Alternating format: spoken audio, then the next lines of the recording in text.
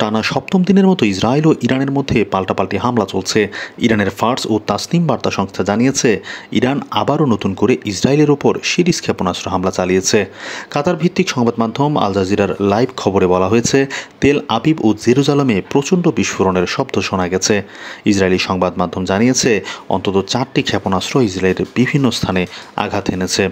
Times of Israel লিখেছে, ইরানি হামলায় ব্যাপক ক্ষয়ক্ষতি হয়েছে ইসরায়েলের বিভিন্ন জায়গায়।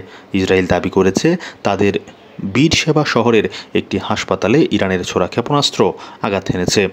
প্রতিবেদন অনুযায়ী এই হামলায় বেশ কয়েকজন আহত হয়েছেন এবং হাসপাতালের বড় ধরনের ক্ষয়ক্ষতি হয়েছে। বিবিসির লাইভ প্রতিবেদনে বলা হয়েছে, ইসরায়েলের রামাত গান এলাকায় ক্ষতিগ্রস্ত স্থানের কিছু ছবি প্রকাশ পেয়েছে। শুধু সরুকা হাসপাতাল নয়, ইসরায়েলের আরও অনেক জায়গায় হামলার ফলে ব্যাপক ক্ষয়ক্ষতি হয়েছে। আল জাজিরা তাদের লাইভ প্রতিবেদনে সর্বশেষ জানিয়েছে, ইরানের হামলায় এ পর্যন্ত ইসরায়েলের অন্তত 30 জন আহত হয়েছেন।